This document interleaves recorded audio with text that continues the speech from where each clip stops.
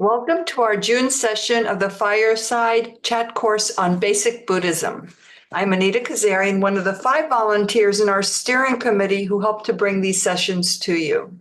On behalf of the steering committee, we want to express our gratitude to you for sharing these fireside chats with us and for bringing your experience and wisdom to our chats. For this last month's wrap-up session, we'll be covering Chapter 10, Questions Often Asked About Buddhism, Chapter 11, Buddhist Humor as a Way to Learn Share Buddhism, and as well the epilogue of our textbook, Jewels. In the Buddhist spirit of interdependence, we ask that you please keep your video screens on while you're sitting at your monitor, because seeing one another will be putting this Buddhist practice of interdependence into practice.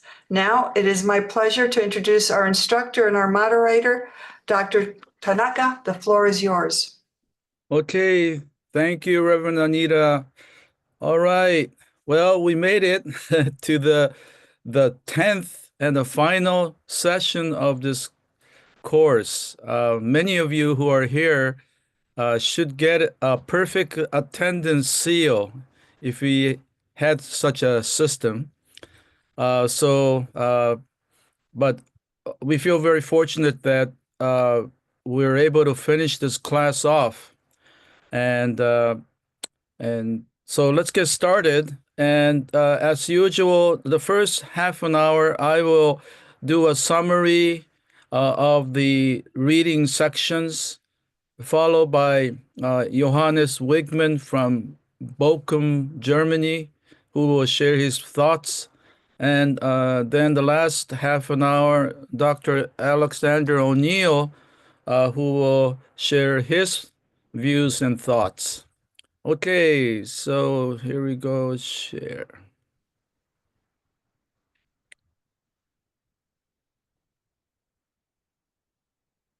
All right, a slideshow.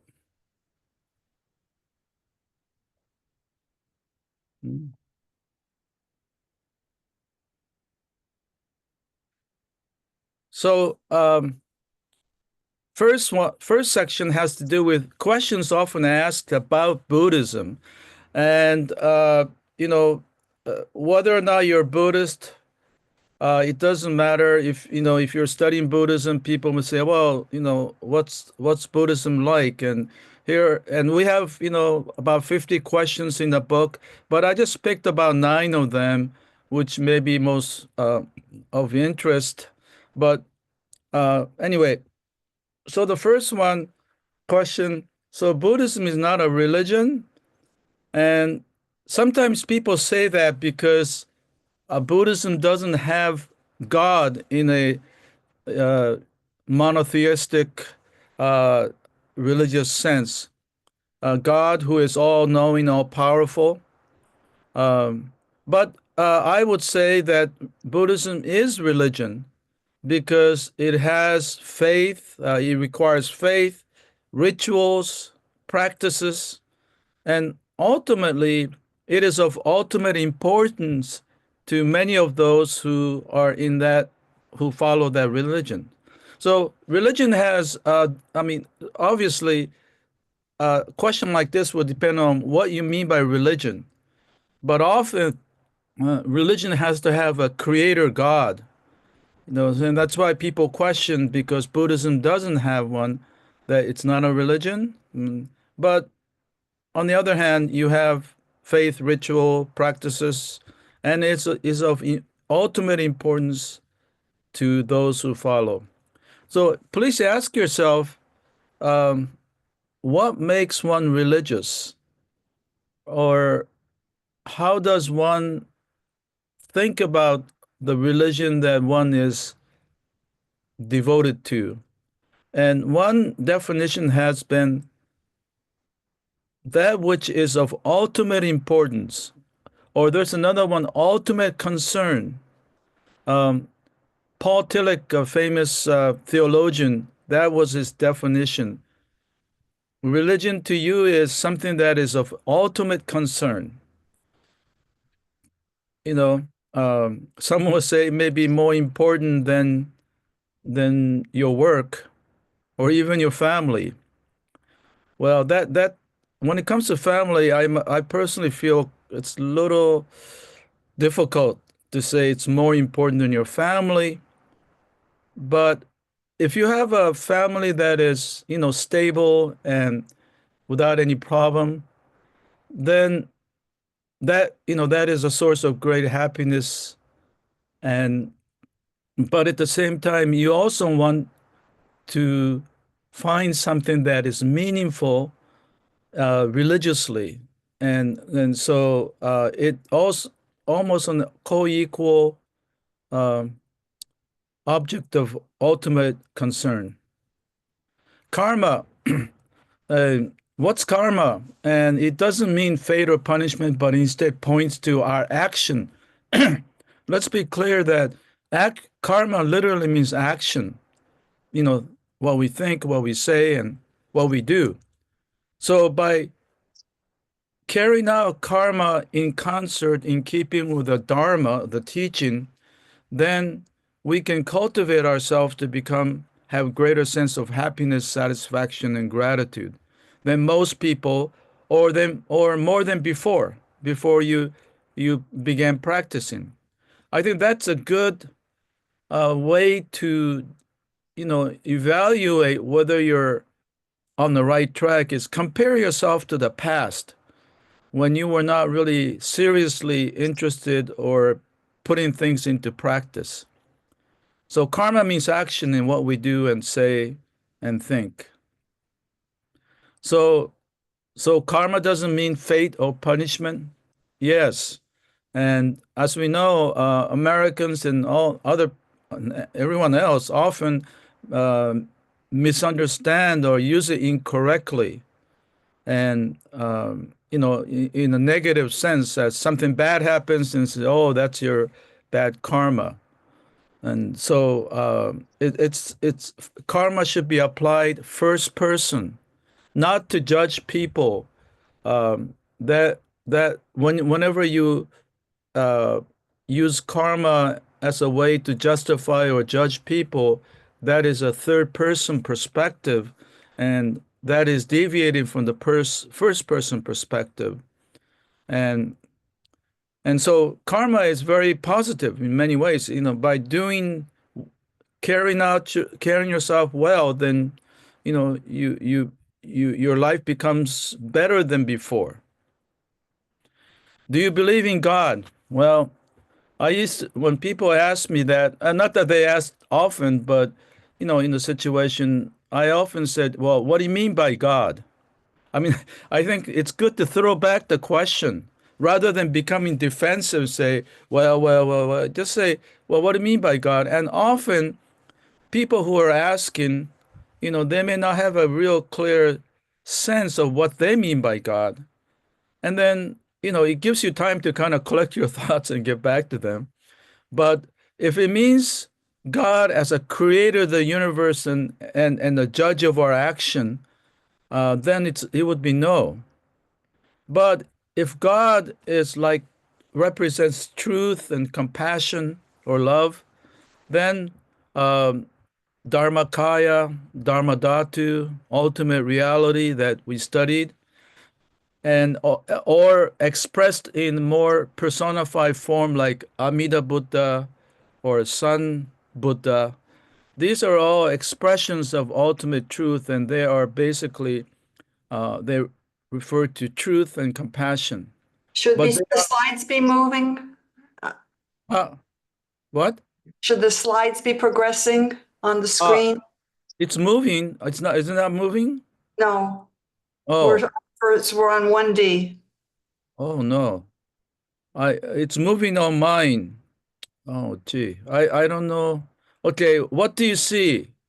Questions often asked, Chapter 11, Epilogue, textbook, Chapter 7, just the intro.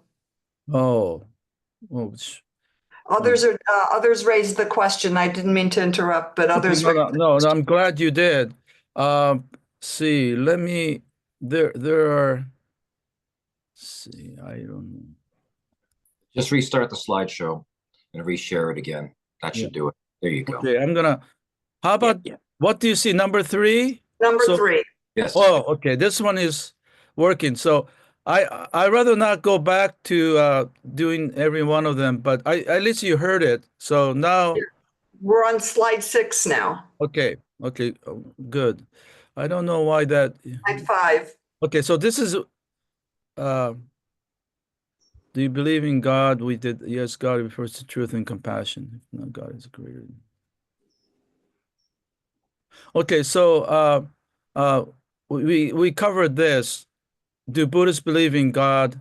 And if God means truth and compassion or love, then yes. But if by God you mean a creator of the universe and the judge of our actions, then basically no. Okay.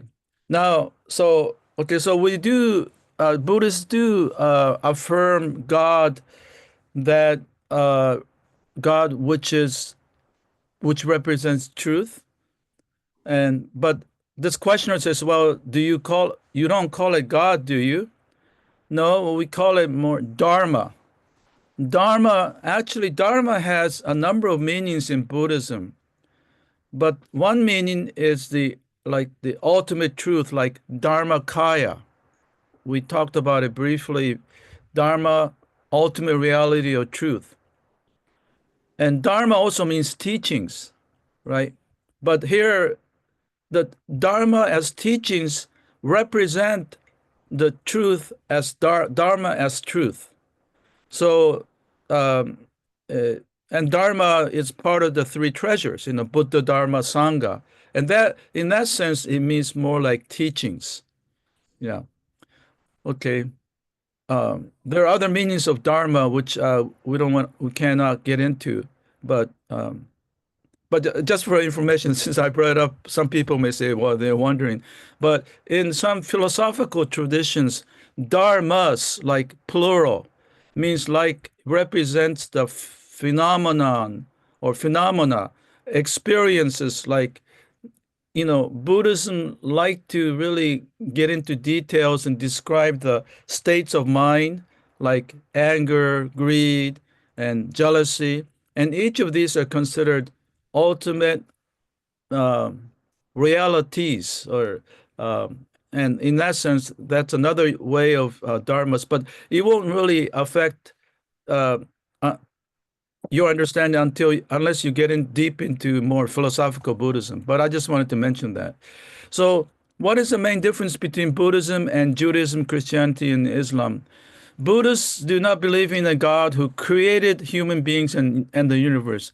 So we can more easily accept the scientific explanation of how the universe began and functions. And this is the part that I wanted to emphasize. One of the attractions of Buddhism to many people in the West and beyond is the fact that the Buddhism is not in conflict with the scientific explanation of history or how the world began or theory of creation.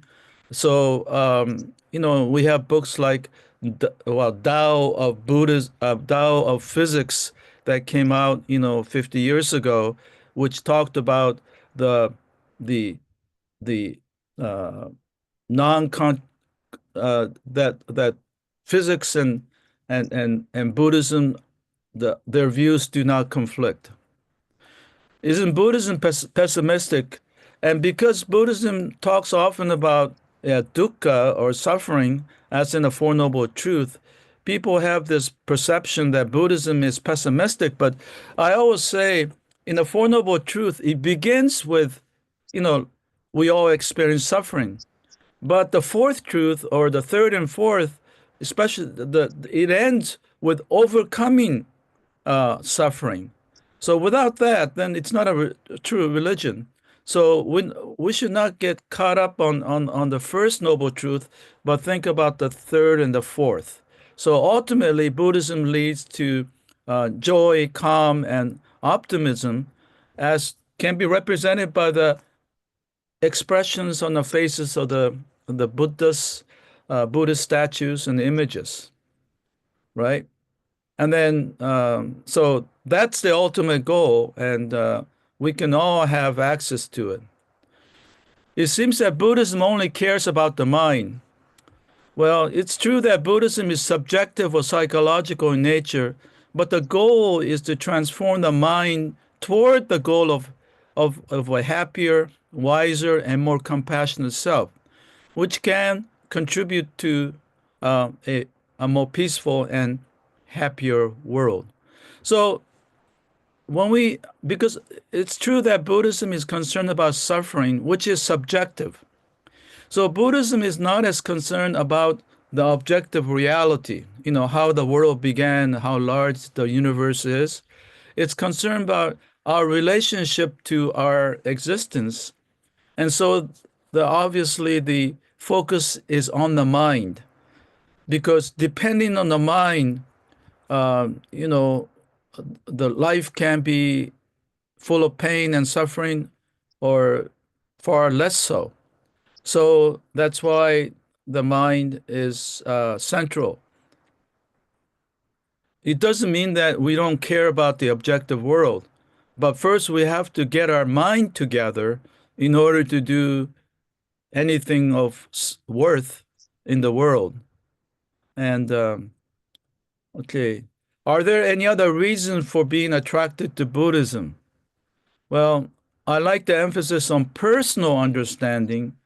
This means that we do not accept the Dharma unquestionably, but only if it makes sense personally in our daily lives. So, there is no such thing as blind faith. That there is a famous sutra called Kalama Sutra, where the Buddha admonishes Kalama that don't accept the teachings just because the tradition says so, or just because your teacher says so. I mean, that's really, remarkable. There is a famous koan in Zen. Many of you probably know this. It goes like this: if you meet the Buddha on the road, kill him. Well, that's a terrible thing to say. Kill the Buddha. Well, what it's trying to say is kill the the the the tradition that is accepted unconditionally or unquestionably. So it's don't just accept it because the Buddha says so, but finally you have to test it out. And I always point out the concluding two passages in his last sermon. It's not the very last words, but be the light lamp unto yourself, or make you yourself the lamp, and make the teachings the lamp. So of course, the teachings are the teachings of the Buddha and the previous masters, but you have to make yourself the lamp. Okay, humor. There's I'm just gonna I just picked out two. One that you can use, because I'm sure that you will get yourself into this predicament. That is, you say okay, well, I just said, your email friend says, you said that there will be an attachment to the last email you sent me, but I don't see it. So you respond, oh, sorry about that. I was just trying to be a good Buddhist. No attachments. um, this happens, right? You say, I'm going to send a, so I've used this too many times. But I say here, you shouldn't use your religion to justify your failings, okay? But it is, funny, and attachment has different meanings, not just for attachments to file attachments, but also, the famous vacuum clean joke, which I won't go into because I've said it so many times, and people will say, oh, you have become too attached to that joke. Okay, this one I love. It's the cliffhanger one. And so the man is hanging on the cliff, and He said, oh, 100 yards above the ground. So if he falls, it's clear, definite death. So he's grabbing on to dear life, and he says, help me, help me. And then Buddha appears right above, and he said, oh, good, Buddha, save me, save me. And the Buddha says, I will, let go. That's terrible of the Buddha, right? You're 100 yards above and you're, grabbing onto life. He says, let go. But um, the what is the point is that for the Buddha, from the Buddha's perspective, you're only 1 yard above the ground. And this is how we see things that happen, little things in life, but we make a mountain out of a molehill. That you get into argument with someone and you feel it's end of the world, but really when you really think about it, it just you're only 1 yard above, you're not 100 yards above. So have this image when you get a little upset in a daily course of your life, and we do get a little upset a couple of times at least a day about things that are only 1 yard above the ground. Okay, so the comment you can read in the book. The epilogue, I point out 3 reminders, and this is mainly for the young people, and but it applies to all anybody else. And so, first reminder is do all you can to become truly happy. The ultimate form of happiness is Buddhist awakening. With sincere and diligent efforts to learn and practice the Dharma teachings for an extended length of time, you will definitely come to realize greater happiness than before. And so it's the sincerity and the diligence with which you seek and learn. And I am confident that if you do this, not just for 1 year, but I would say 2, 3, 4, 10 years, they will definitely be a change in your life. Well, even, who knows, even for a month. But what's important is diligence and sincerity. Those of you who are Buddhist, in an American and North American or European culture, we are a minority, and sometimes people don't have confidence. But as we said before, Buddhism is becoming much more accepted in the Western world, and it's the first time in the 2,600-year history of Buddhist history that Buddhism has spread to the common, ordinary people in these Western countries. And so it's the first time. And so it's a good time to be a Buddhist outside of Asia, and also within Asia as well. But to be proud to be a Buddhist, you have to have good knowledge and personal conviction. And that's why one should take courses like this and all the courses that are available online now and at the temples. And so knowledge and conviction. And thirdly, do what you can to promote Buddhism and peace. By promoting and sharing Buddhism, you will be contributing to peace. We should promote peace for all humans as well as for all living creatures. And this is obvious thing, but in the spirit of interdependence, we need to do what we can for the environment, which is vital for maintenance of peace. So I would say that, Buddhism, especially as a religion of peace, by promoting it, you are contributing to the promotion of peace. Of course, we cannot force religion upon people, and most Buddhists don't do that. So with a sincere and diligent effort, we can contribute to peace. And as part of maintaining peace, I really feel that climate change and environment is probably the greatest risk we are facing. Unfortunately, we're in a political climate where the leadership is not contributing that, which makes me very, very sad. But we can still do what we can if you feel the same. And before we do Oh, okay. I have just a few minutes. Before I get to this passage, I wanted to direct your attention to the last one of the appendices, which has to do with relationship with other religions. And if you saw that diagram, which I had it on this PowerPoint, but it somehow didn't pick up. But it's, we have three basic views. One is that there's only one way to get to the top of the mountain, and it's my way. That's the exclusive way. Okay? Buddhism doesn't take that view. We take the view that more of pluralism, that there are different ways to get to the top of the mountain.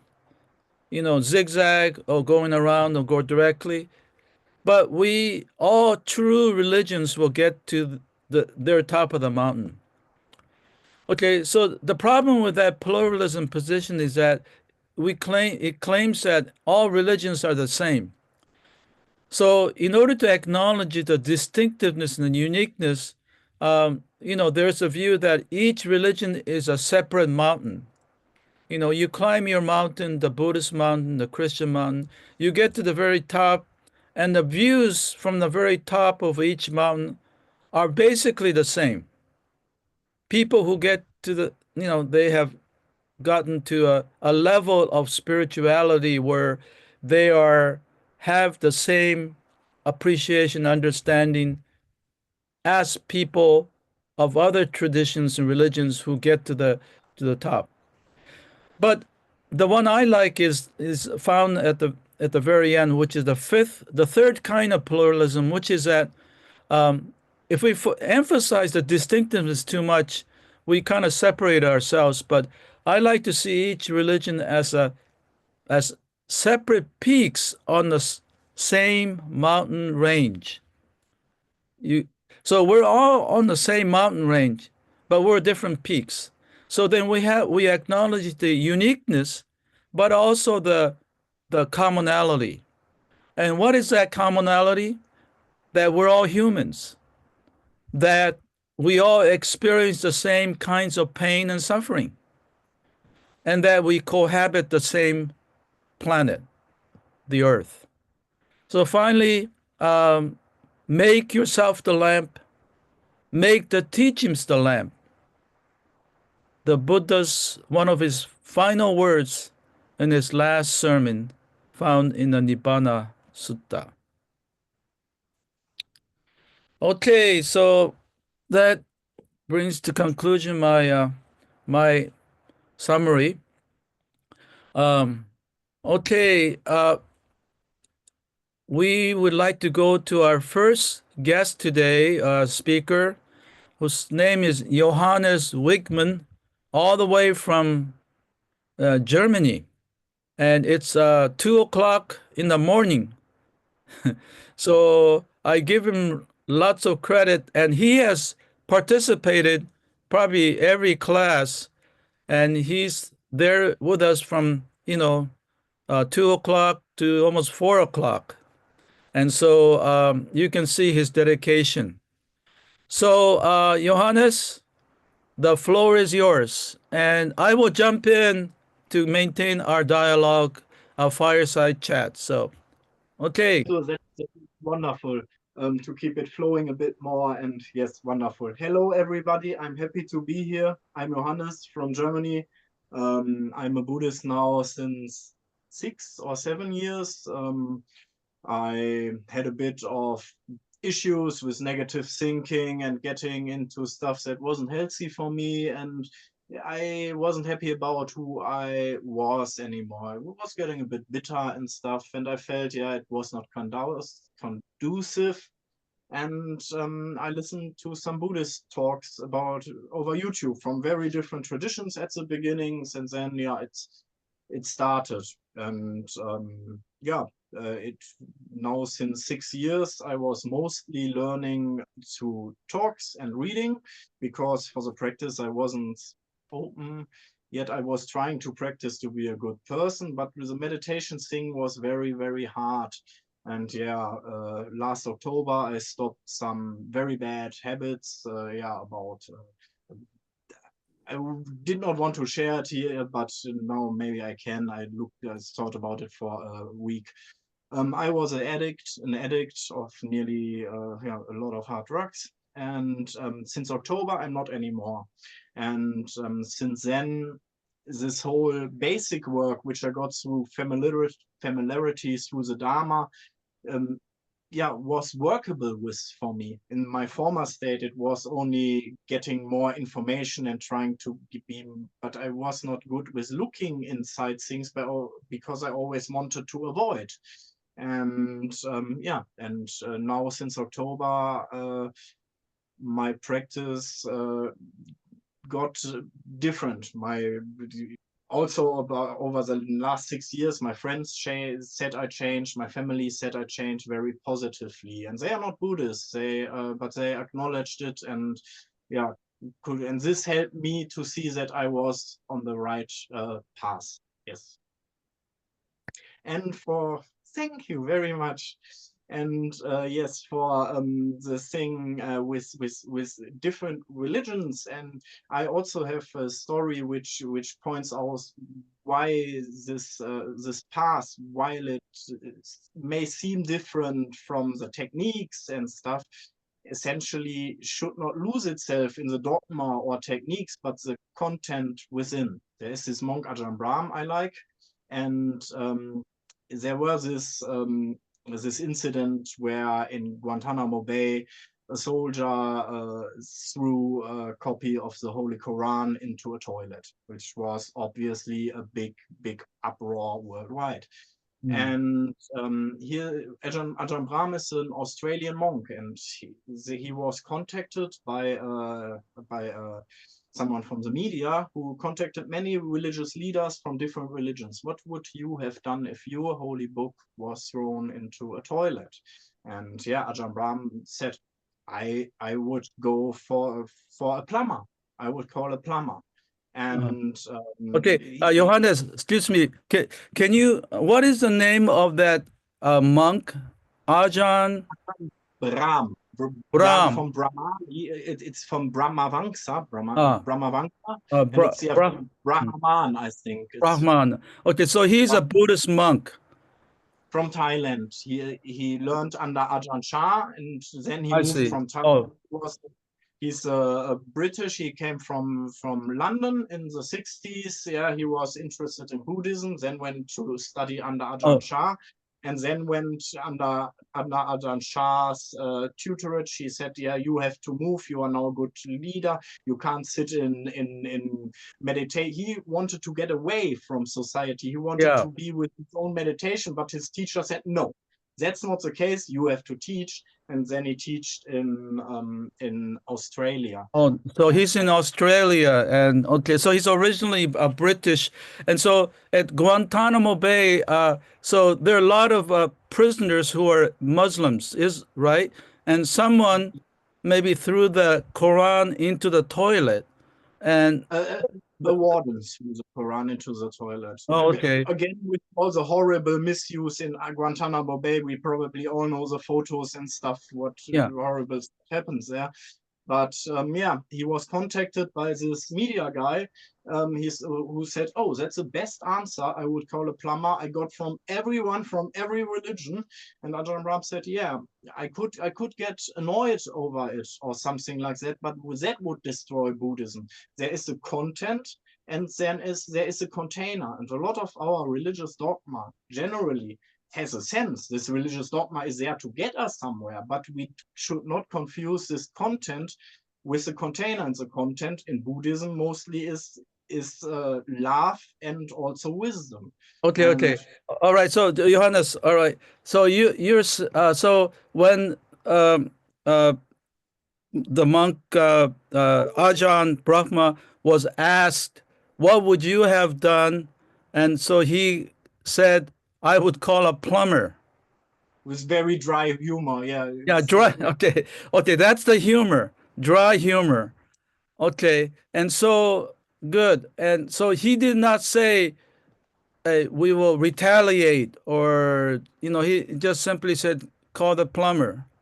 Okay. Because if we get angry or sad maybe is another thing, but if we got angry or positional against things that are wrong, obviously, surely this is wrong, but we destroy something in ourselves. And he says, you can never destroy the Buddha Dharma, because I am here for peace, I'm here for understanding, I'm here for love, and only I can destroy these things in myself. And this is the Buddha Dharma, not the book, but this I think a lot of this is also communicated in Zen. With this, they don't even want words so much. I think that's a very good point, but I would say that some other religions, they will treat that book or the Bible, the Quran, much more seriously, and probably Buddhism has a ability to see these things more like not to get so caught up in the actual substance or thing, but be more concerned about the content. As I think. Okay, I think we got the point. All right, why don't you carry on, as we say in Britain? Also, I think I'm not an English speaker by nature, but laugh from ha ha ha laugh. There is a semantic. It seems to be a bit near together in terms of words. I don't know if this is the case from that it comes from the same wording from before it, but laugh and laughing. People who laugh can't take their own ego too seriously. I'm pretty sure most extremists don't laugh very much. Yeah, and that's a good point.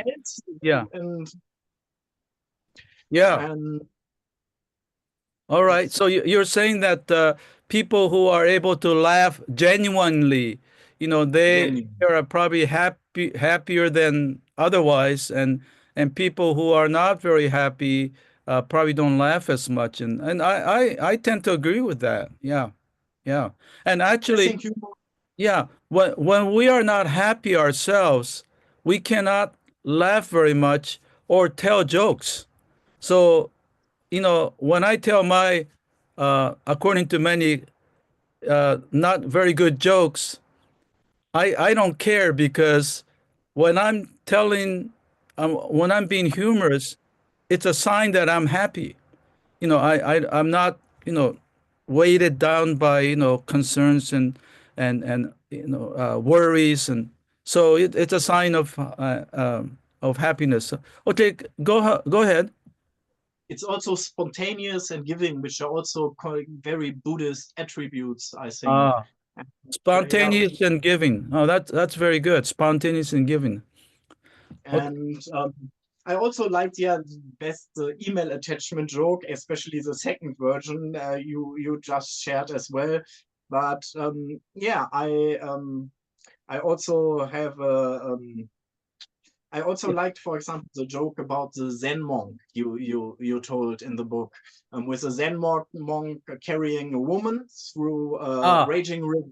And then the student, and the student complained afterwards. He carried the master carried the woman over the raging river, and then set her on the other side. And the student said, "How could you touch a woman?" And this and that. And then the master said, "Oh, I've already let her go on the other side, but you are still clinging on to it." I think this is a very deep and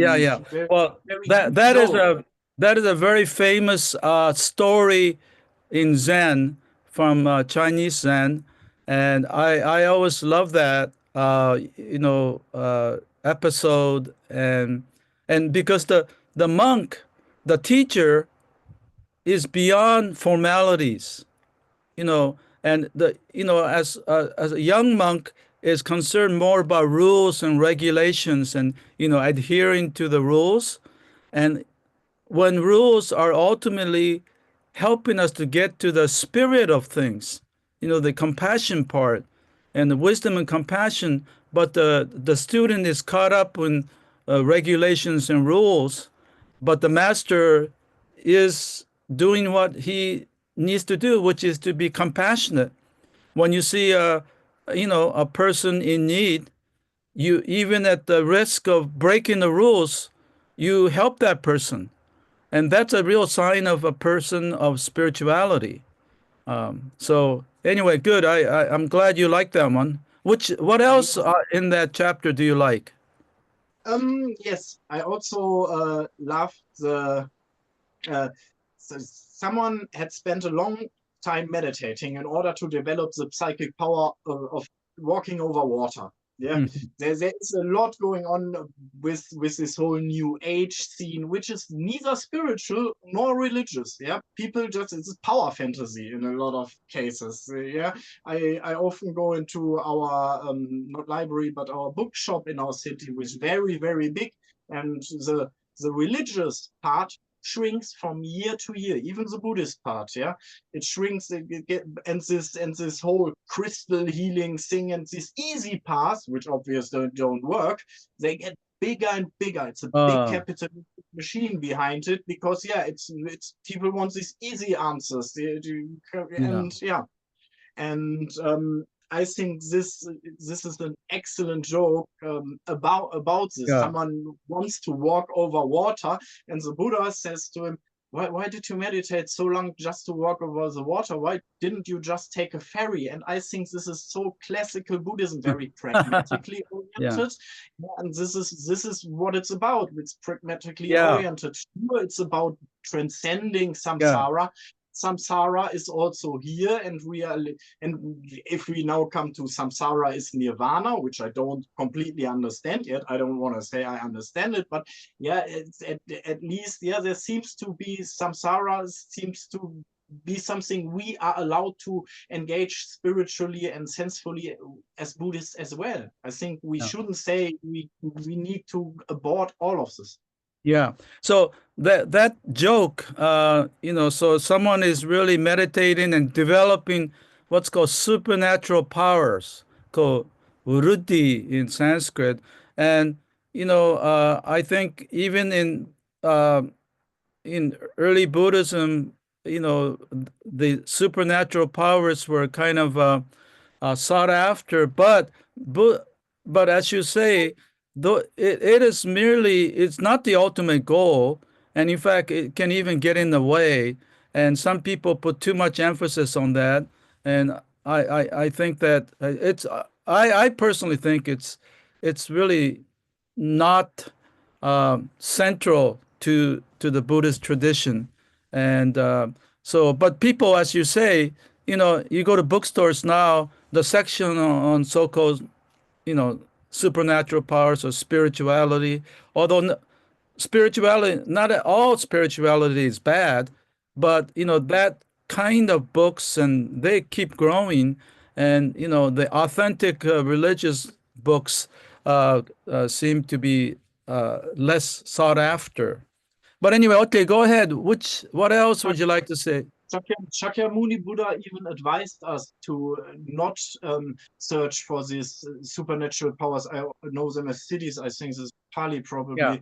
And this was something, this happened. I believe in stuff like this. I believe in a lot of things science says does not exist, but I experienced a few stuff with my family, and so, but yeah, I think these powers exist, but I just think they're fluff. They are not the thing Hmm. what it's about. They're just Uh, like ornaments, and why should the ornaments are not what it's about. uh-huh. And Okay. I think most people won't get to them anyway. And why should I? It's not, Yeah. yeah, it's not conducive to spirituality. Is way Yeah. more grounded, I think. Yeah. Okay, good. That's an important topic, supernatural powers and true spirituality. And religions try to impress people by focusing on people with supernatural powers, but uh, it's more, I think, skillful means to reach and impress people in the more, in the ancient past, and maybe perhaps even today. But anyway, okay, go ahead. I also loved the joke, or it was not made as a joke, but when Reverend Kubase, who loves oneness, yeah, and you said he always writes into his books Ah, oneness as its autogram. Kubase is the right. Kubose. Reverend Kubose, who wrote the famous book, Everyday Suchness. I read it. It's an awesome book. Yeah.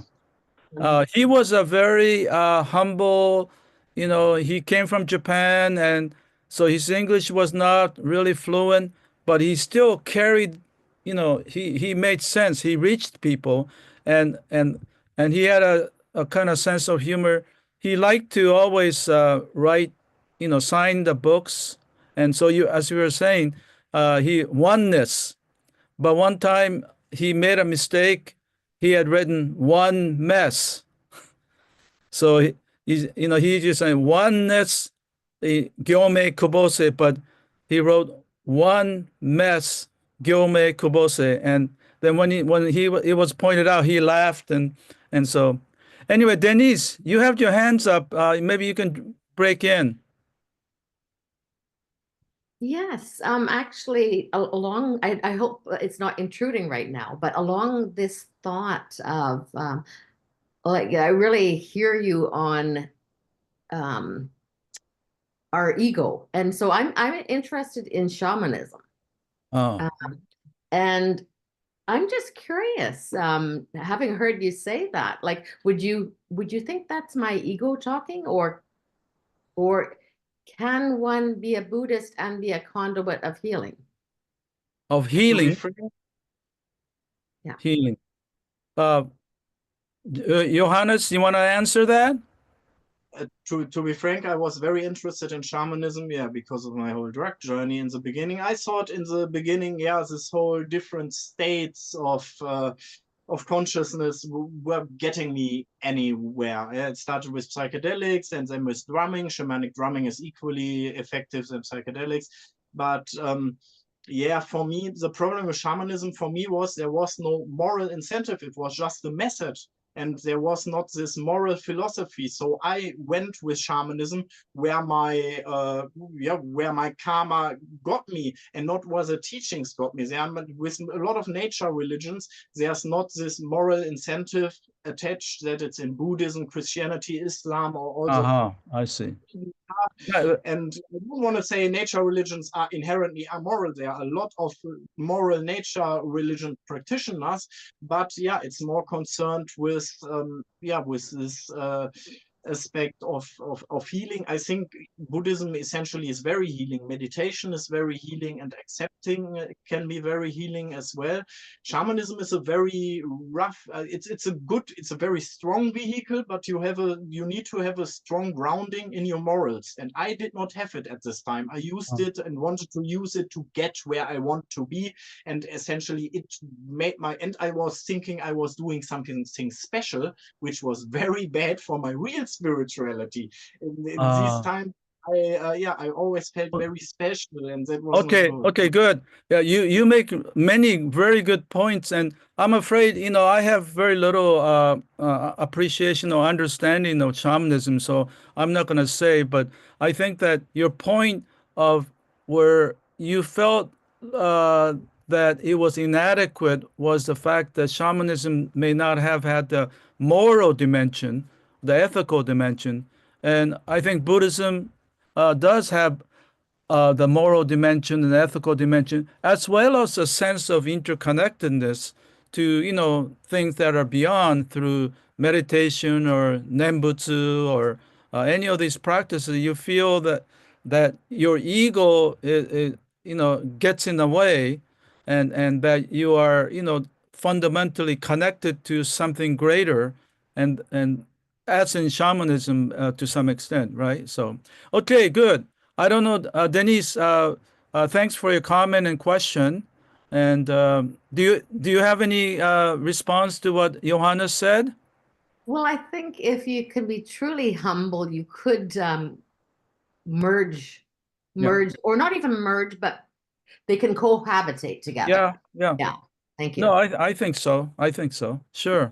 You can there is there is Bon in Tibetan tradition. Bon, there are Buddhist forms of shamanism, and in Tibetan tradition there's Bon, which is a pre-Buddhist shamanism form of Tibet, and there is quite a bit of interlap, and also there the Dalai Lama has people who dance themselves into trance and give him messages for the future and stuff. There is shamanism in Buddhism as well, and I think, yeah, there are very powerful shamans out there, but I certainly wasn't one. And for me, it was not good, since I thought I was doing something special. The same with Buddhism. In the beginning with Buddhism, I also thought I was doing something special. Okay, that's very good. For some of the people here who may not be aware that there is a religion called Bun, B-O-N, and which existed prior to Buddhism going into Tibet, but the Bun religion has interacted with Buddhism to create a kind of a Tibetan Buddhism that is unique or distinct because of that underlying Bun religion.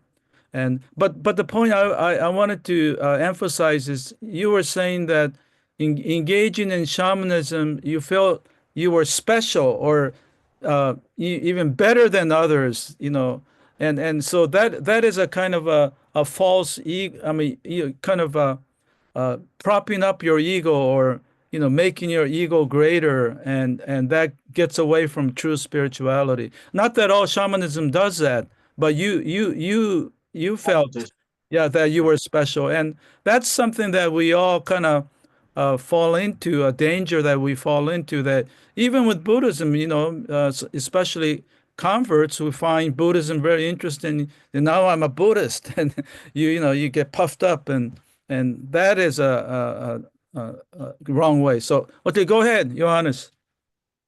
Yes, also, which maybe goes also in the how humor, or not taking it serious, or taking it very seriously, helps. This Ajahn Chah, this teacher of Ajahn Brahm, he had a Thai. There was a Thai general who wanted an amulet for not getting shot. Yeah, these amulets are traded on very high prices, Buddhist amulets in Thailand, and there are even amulets for not getting shot. Yeah, and he wanted some of Ajahn Chah, and Ajahn Chah sees the non-Buddhist roots in this and says to him, yeah, I can give you this amulet. Here's a big Buddha statue in this room. Pull it over your, do it to your head. You can't walk then anymore. It's bigger than you, the stone Buddha statue, but it will block every bullet. Now, the general obviously was very, very, he did not like this answer, but since Ajahn Chah was such a big monk, he had to go and had to think about, that amulet probably can't help with not getting shot, and also, it's also a choice of karma getting, or not a choice of karma, but in general, it's way more probable to get shot. Yeah, and so say if I make sure I understand it correctly, so a general wanted an amulet and put on, and he wanted from the monk. He wanted from the monk an amulet not getting shot. Yeah, not to be shot. So it's almost like, I think worldly benefit, something religion can do to protect you or to make yourself better, and so the monk said, "Well, I'll give you a huge statue of the Buddha, which the general cannot carry around." So but the point was that, so the point is that if you should, the monk was saying that you should maybe subscribe to Buddhism rather than being a military person, or what is the point? I I think, think it was also a joke, maybe a joke like a lot of Zen Buddhists do with, yeah, there is a bit of truth and enlightenment in it. It was, yeah, this Buddha statue is so big, you can hide behind it. No bullet will ever get to you. But it's yeah, not because of magic powers, it's just reality is there. Dharma has a lot to do with reality. I don't think everything in reality can be explained. I don't think this. I don't think everything can yeah. be explained by science, but we shouldn't concentrate on the stuff we know nothing about and we just project stuff into. And so it's much better to be grounded in this, yeah, religious practices. And Uh-huh. yeah, Okay, so essentially, Ajahn Brahma was saying, well, maybe you should uh, study Buddhism or practice Buddhism, and that will be a better source of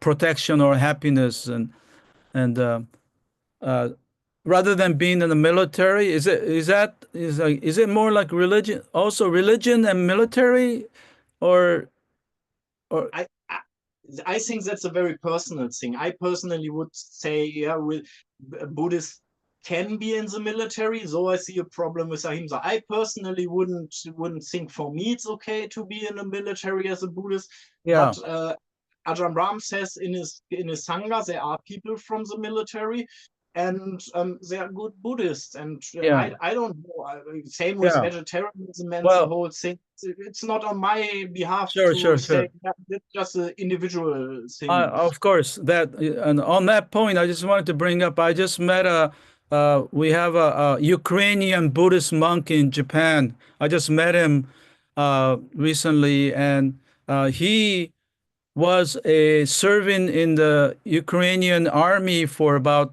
11 months before he came to Japan as a refugee.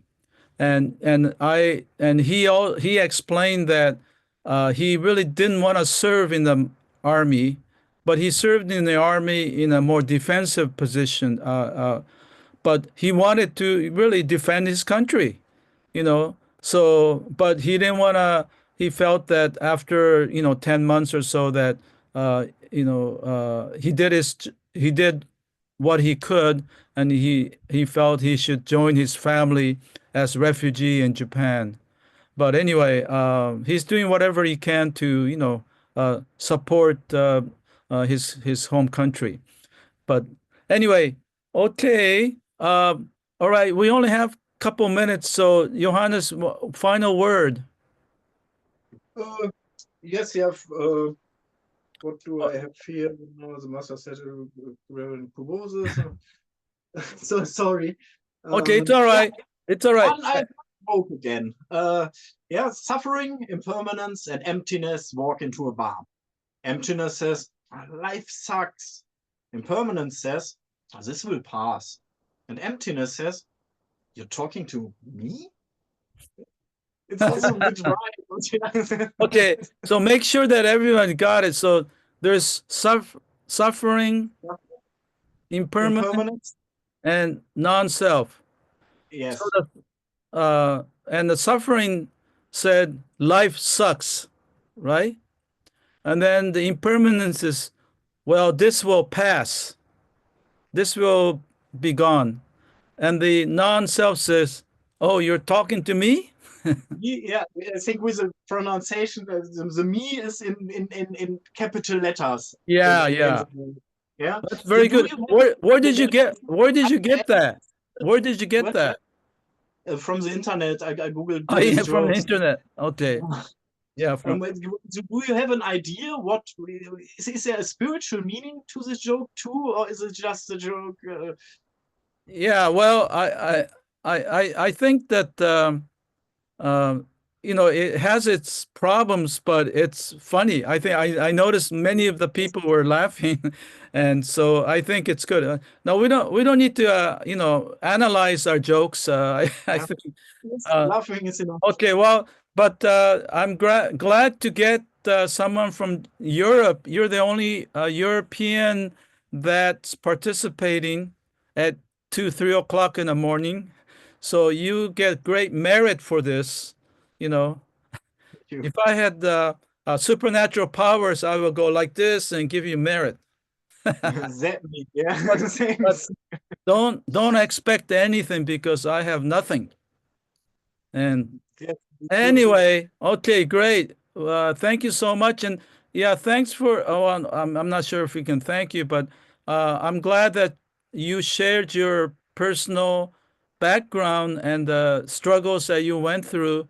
And I think some of us can really, identify or appreciate, not that, they were into the same situation, but we appreciate you, you know, uh, coming forth and sharing that part. Okay. All right. thank you Thank very much. you. Thank you so much. Thank you, Oh, everybody, for listening. yeah. Let's give Johannes a round of applause for at least staying up so late. No, but your English is excellent. I told you before that I wish I could speak German as well as you speak English. Yeah. Okay. Let's go to a Professor Alex O'Neill. Where are you? I'm here. Okay, there you are. Okay, let me just introduce you to others. This is Alexander O'Neill. He is a uh, new professor at the Musashino University, where I worked for 20 years. And actually, he took over the position that I had. I had another person who took over, and then after he retired this last year, uh, both of us uh, recommended Alex to be the next person in that position. And he is originally from Canada, or maybe you're born in England. But anyway, uh, you know, but you can say a little bit more about yourself if you wish. But he is now in Tokyo, Japan, and teaching as a regular young professor and at the Musashino University. And his doctorate is in, of all areas, called Nepalese Buddhism. There probably are maybe 5 or 10 specialists in the world who have PhDs in not Nepal, Newar. I don't know, Newars are, I believe, is a dominant ethnic group in Nepal, but they are strong Buddhists. And if you ever been to Nepal, you see, their distinct temples. And so anyway, with that, Alex, you can did the floor is yours. Okay, sure. Well, perhaps as you suggested, I could start with self-introduction. Yeah. Beyond what you mentioned, thank you very much for your kind words. So my name's Alexander, and as Ken mentioned, I'm originally from England. But I grew up in Canada. I moved there with my family when I was 5. And I suppose I first got interested in Buddhism because of Buddhism and humor. Funny enough, because there was a movie. It's not a good depiction actually of Buddhism. It's kind of somewhat making fun of Buddhism. It was in a movie called I think I must have been 11 or 12 when it came out. It was called Anger Management with Jack Nicholson. Does anyone know that movie? Yeah, it was a while ago, but it's not that great a movie, but it was anyway, there was a scene in it where one of the characters' brothers became a monk, and Jack Nicholson and I think it was maybe it was Adam Sandler. I think that might have been the other actor in the movie. They went to see one of their brothers who became a monk, and he was in a monastery for a long time, and they decided to make it their job or make it their task to see if they can make him angry, because the movie's all about anger management. Mm. And one of Jack Nicholson plays a therapist who's trying to teach I think it was Adam Sandler, or so I can't remember who the actor was, to get over his anger issues. And so they go to this monastery, And because these two guys grew up together, the brother thought he could make his brother who became a monk angry, but he couldn't. No matter what he said to him, he just kept being compassionate to him. And then they said some very nasty jokes and put his robe over his head like backwards, so you could see his underwear underneath. And then all the monks got angry and chased them out of the monastery. And I thought that was interesting. But the impression I got from that wasn't that Buddhism is silly or stupid or anything. It's that the main characteristic that it was emphasizing was that Buddhists are supposed to be compassionate. That was actually the thing that I took away from that. And then another thing at the same time, I saw on television an advertisement for I think it was a Jet Li movie, Bulletproof Monk, something like that. And my friend's brother said, "Oh, that's a little bit strange. A bulletproof monk, aren't Buddhist monks supposed to be dedicating their life to peace?" And actually that statement made an impression on me, and I thought, huh, dedicating your life to peace, that sounds pretty nice. And so I got interested in Buddhism through these kinds of I guess you could say humor or people making somewhat non-serious comments about Buddhism. So Alex, yeah. it's good. So those are the first experiences with Buddhism that made an impression? Well, at the same time, around that time on television and in movies, there were a number of films and appearances on television of people like the Dalai Lama, and also there was 7 years in Tibet, and there was a lot of media at that time which also had a positive depiction of Buddhism. Yeah. And so this kind of added up, and I thought, I think I'm pretty interested in this, because I was interested in, I think around the same age that you were, interested in these questions of life and death, and what happens to us after we die, and what religion makes sense to practice, if at all. So then I asked my father if I could go to a temple, and some parents might say, oh, that's a silly idea. It'll just be a phase and it will pass. But my father said, oh, well, actually, I work down the road from a temple. He worked down the road from a Zen temple, a Chinese Zen temple, Chan, it's called. And he took me there for about 10 years. And so I got really involved in practicing Buddhism there for a while. So yeah, then, how old were you when you went there first time? 14. 14, and your father took you there. Yeah, that's right. Yeah. Oh, wow. Okay. And yeah, after a while, for a lot of reasons, which I won't get into here, I ended up going to the Toronto Buddhist Church, which is a Jodo Shinshu temple. And I wanted to, originally I wanted to become a monk, but the main hurdle at that time was my parents said that's not a very good idea. But also all of the monks and nuns who I asked said, oh, well, maybe you should try to consider get a degree first, just in case, because half of the people who ordain, they don't stay ordained in some of these monasteries. Okay, how old were you then? I'm sorry, how old were you? Well, I guess in my teenage years. So in teenage years, you wanted to become a monk for life? Yeah. Oh, wow. So they said, well, maybe you should get a degree first, as a kind of backup. So I decided to do that. But then, well, I thought, well, the second best thing is, well, why don't I get a degree in Buddhism? So I did Buddhist studies, and here I am. And on top of that, now you're married. Yeah, that's right. Yeah, I'm married. Yeah, so yeah, and I had a Buddhist marriage, Buddhist wedding. No, yeah, okay, whatever. But the point is that you went from wanting to be a monk for life, and now you studied and got your degree in Buddhism, and now you're married, and so life changes, right? Yeah. Oh, sure, but I mean, now I'm practicing Jodo Shinshu as well, and yeah, Shinran got married, so this is, Yeah, well, it's not a problem at all. no, but I'm not saying it's a problem. I'm not the problem. Yeah, because I'm the same way.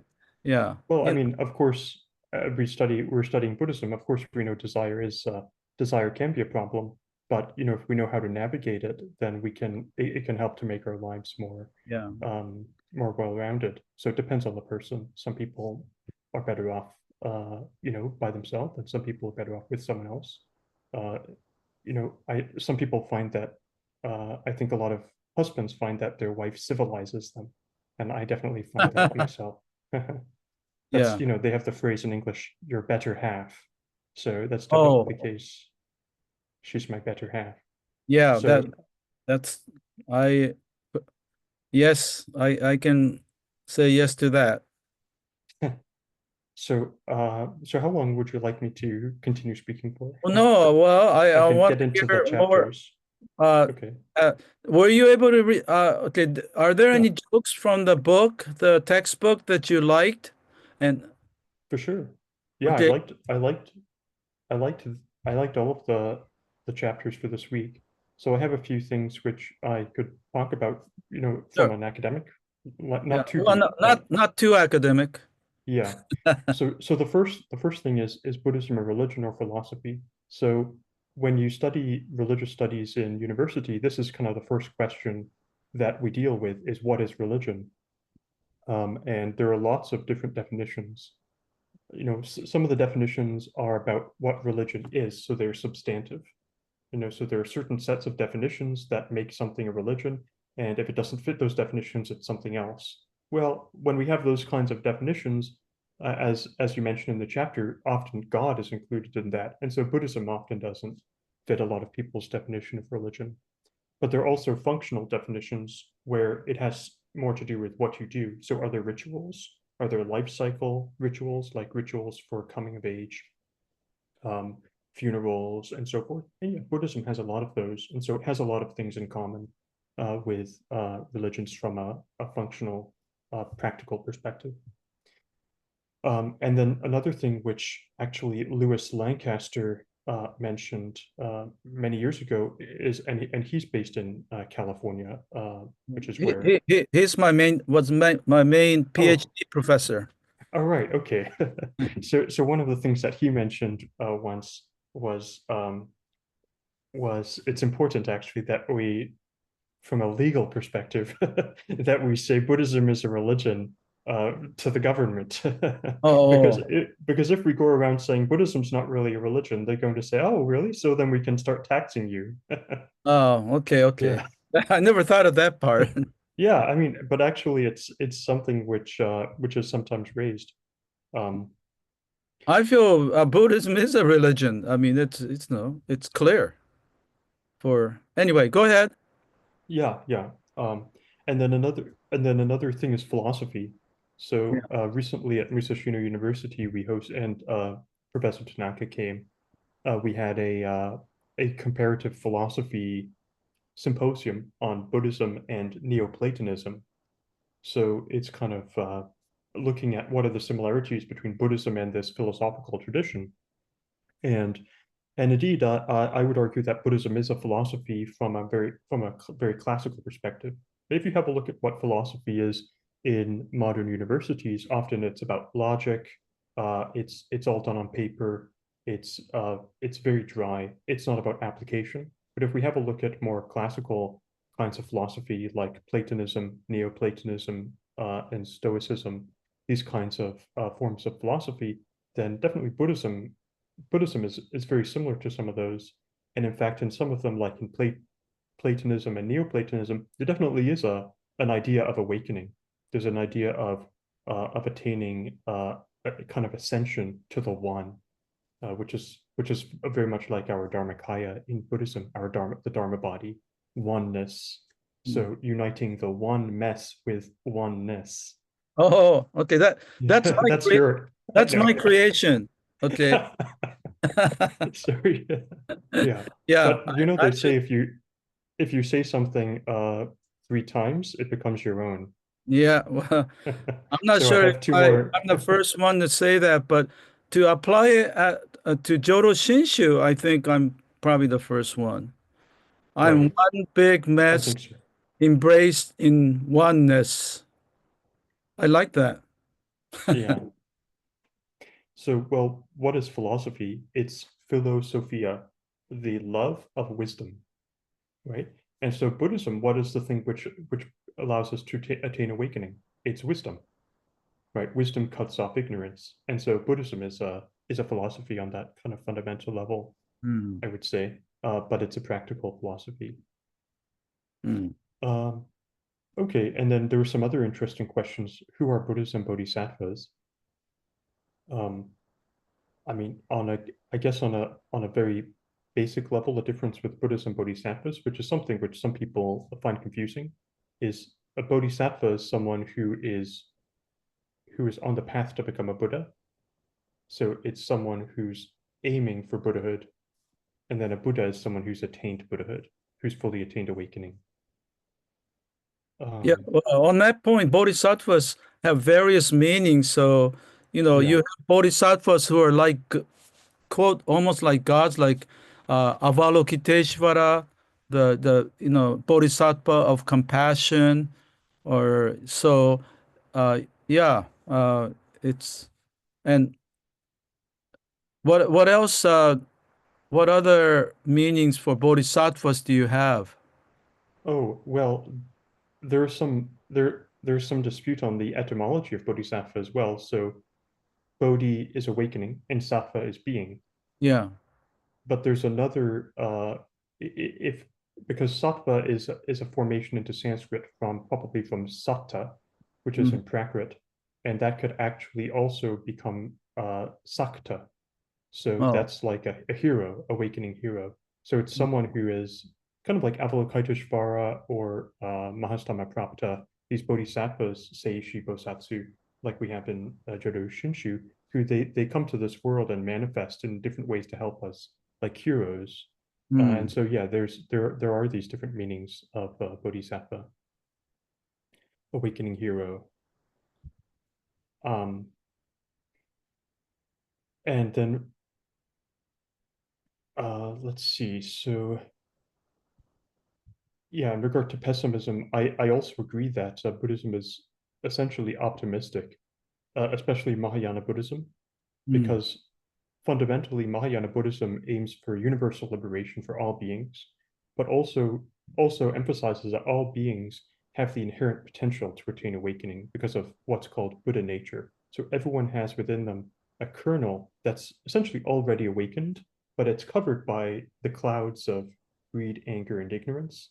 And so rather than thinking of it as a process of building up qualities, building up all of these different attainments, and then becoming a Buddha, where you add all of these things up like a big pile, you could think of it as the pure blue sky. That's Buddhahood. It's always there, but we have to clear away the clouds to Oh. reveal it.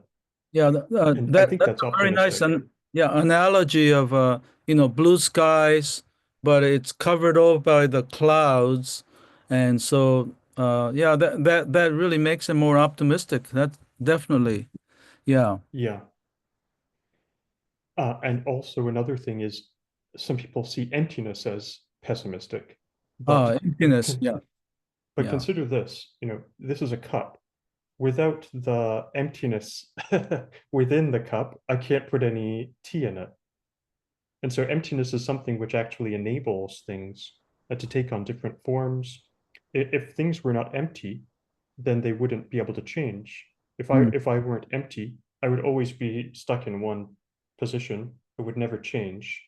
But because I Yeah. don't have a fixed existence, because I have emptiness as part of my nature, I can change and I can actively engage with the world. So emptiness is also an optimistic thing, ultimately. Yeah. On that emptiness, yeah, I think it gives more potentiality. It's not fixed, so you can change yourself and you can become someone else. And also, there's a famous joke that I think it was in the book. Dalai Lama receives a present from his disciples on his birthday, and he opens it, and there's nothing in it. And so he says, Oh, "Oh, emptiness. Oh, emptiness. This is what I always wanted." yeah, Okay, so in order to understand that emptiness is a kind of a, Buddhist enlightenment, awakening. So, so he took the gag, or uh, the his disciples played on him, and he turned it into a joke. So that's really wisdom. yeah. Yeah. Anyway, um, So I noticed that there's a question in the chat on bodhisattvas. So can you be an unaware bodhisattva? Don't think of yourself as one on your pathway. And so yeah, you can. So but this is, I guess this question is getting into past lives, right? So I know that the this book is trying to I or ego. Okay, so so if we think about it in terms of ego, well, yeah, we can definitely have a kernel or that potential to attain awakening, but essentially the thing that makes you a bodhisattva from the beginning is something called bodhicitta, or in Japanese bodaishin, which is the wish to become a Buddha, or the wish to attain awakening. So if you don't want to become awakened, then you're not a bodhisattva. If you don't want to become a Buddha, but you still have the potential to become a Buddha, so you have the ability to become a bodhisattva when you give rise to that wish. But in terms of a classical understanding, from a classical Buddhist understanding where we talk about a bodhisattva having multiple lives, then yeah, there's certainly the idea that you can have made the aspiration in a past life, but because every time you're reborn as a child, you forget what happened in a past life. You don't remember, and you have to kind of rediscover what you left off. But yeah, I think if you think about it in terms of a single life perspective, you do have to have that moment where you give rise to the aspiration. So bodhicitta is really the key. yeah, yeah. I also wanted to emphasize the importance of bodhicitta for the desire, the yearning to become awakened. And as I also said in my presentation, if you have that, then that manifests as your sincere and dedicated effort to understand the Dharma and the teachings. It will invariably have an impact in your life. And so I say, in fact, for Jodo Shinshu people, I have been saying that if that yearning is there, sincerely and unsullied by other motives for any length of time, that you already have Shinjin. And so rest in the kind of the assurance that you are embraced in this great compassion, and you will be fine.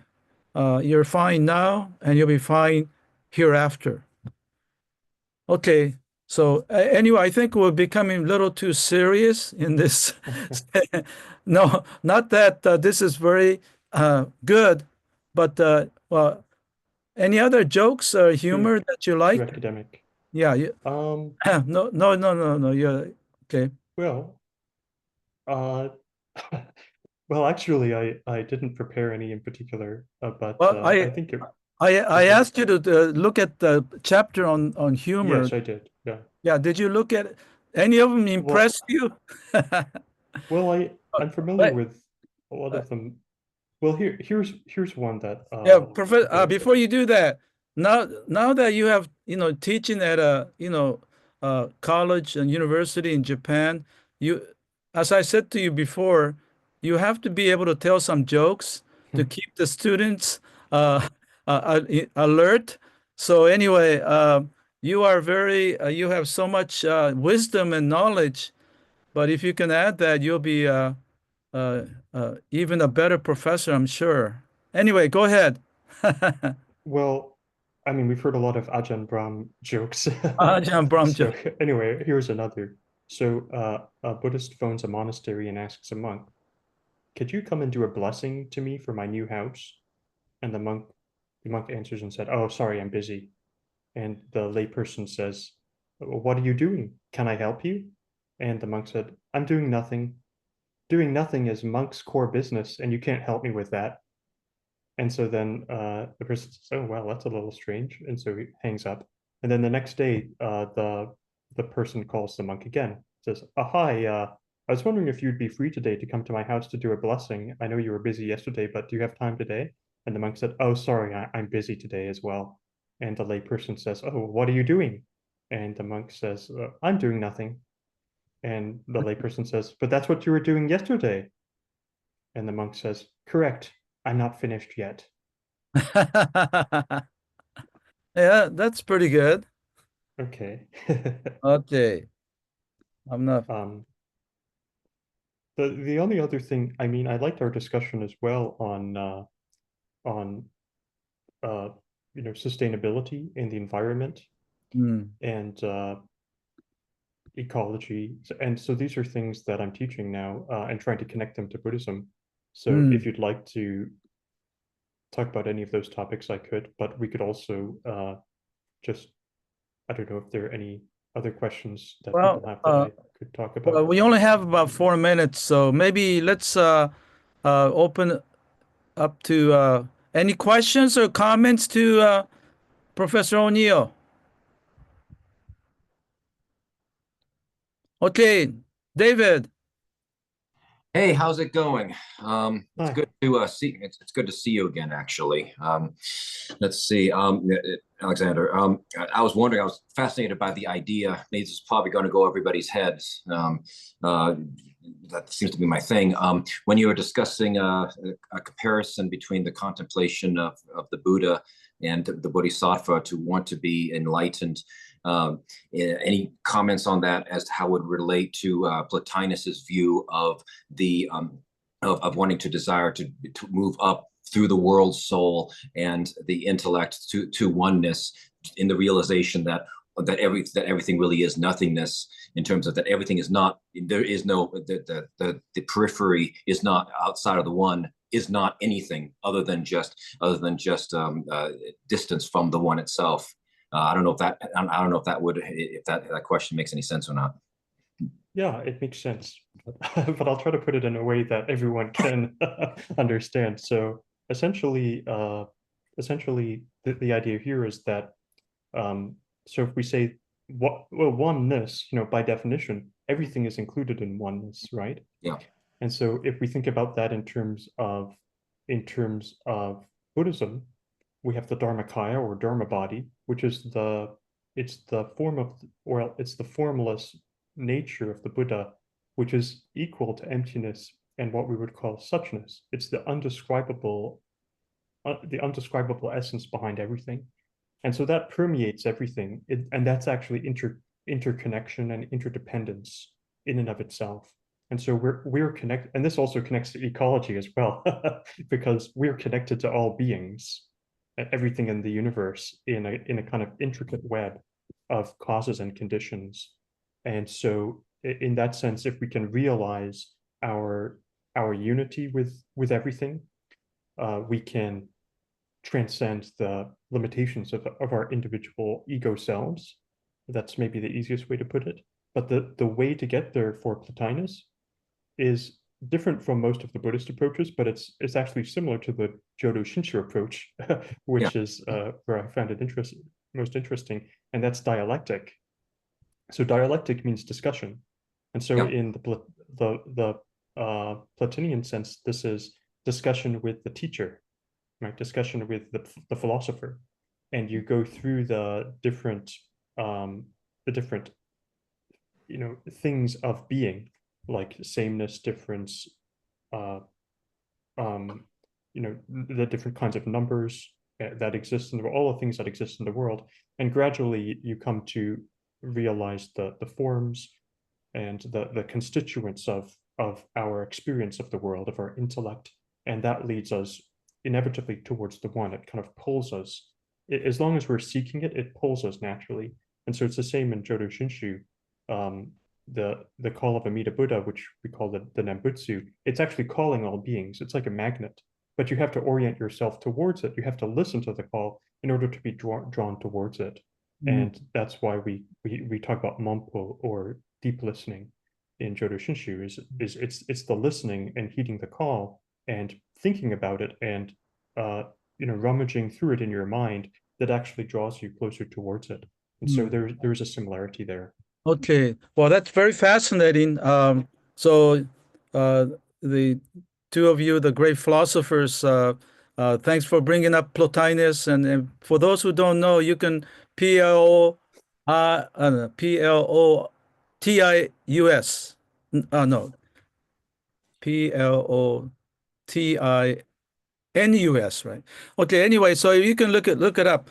Okay, so we're running out of time, and there is in the chat asking, do you teach in Japanese or English at Musashino University? Yes, I teach in both. Yeah. Both, yeah. Okay, Yeah. so great. But mainly English. Yeah, but so also there was something about a joke that someone shared. Oh, okay, a lot of things. So a person asks, "How do I become a good Buddhist?" And the Buddha figure replies, "What's a Buddhist?" I'm little too kind of dry humor, but anyway, I think anyway, there are more. So I'm afraid we're run out of time, and I wanna maybe before Reverend Anita closes off, maybe I just go ahead and explain a little bit about the course for the next course. So I'll do it very briefly. Starting in September of 2025, we'll start the next course, like the course that we had, except it will be on Jodo Shinshu, based on the draft of a book that I'm preparing called Ocean 2. And it really draws a lot from the classes that we had in 2022, 23. And for those of you interested in kind of a higher level, intermediate level appreciation and understanding of Jodo Shinshu Buddhism, I really encourage you to participate, and you can give us input, ask questions to make the draft better, and which hopefully will be published in 2026 or thereabout. And if you can participate under the similar conditions as this particular course, we will offer, when the book comes out in its PDF form or ebook form, we'll offer a free version of that text and as an appreciation. But more importantly, I think that if you are really interested in Shin Buddhism, and Professor O'Neill just talked about Amida and Dharmakaya, and we'll go more into depth and at a higher level or a deeper level. And I'm really looking forward to it. I would like as many of you to rejoin us so that we can learn together and grow together and find our awakening together. Okay, with that, Reverend Anita. Yes. And this concludes the formal presentations for today's absolutely wonderful session. Thank you, everyone. We hope you found it instructive and meaningful. The link for the video recording will be sent to you in a couple of days. Please make use of the video to deepen your understanding and for responding to the questionnaire. Our informal group discussion, the Nirvana Happy Hour, with our speakers and Dr. Tanaka, will begin after a short 5-minute break. Let's see, this will be a great time for questions or comments to bring up in the informal and relaxed setting. Everyone is welcome, but it is strictly optional. It's not required to attend. Also, please keep in mind that the next in-depth discussion session is Saturday, June 14. Those discussions will not be recorded, and again, it's a great way to connect with Dr. Tanaka and other members of the Fireside Chat groups. Now we will take a short 5-minute break and rejoin Dr. Tanaka and the speakers in 5 minutes. Thank you, everybody, and until those of you who are not going to be here for the discussion, see you in September. Yeah, that's one thing before we are having a survey sent to you about overall assessment of this class so we can better prepare for the next one. So I would like to ask you to answer and respond to the survey, which will be sent to you in a few days, along with the other regular questionnaire. Okay, take care.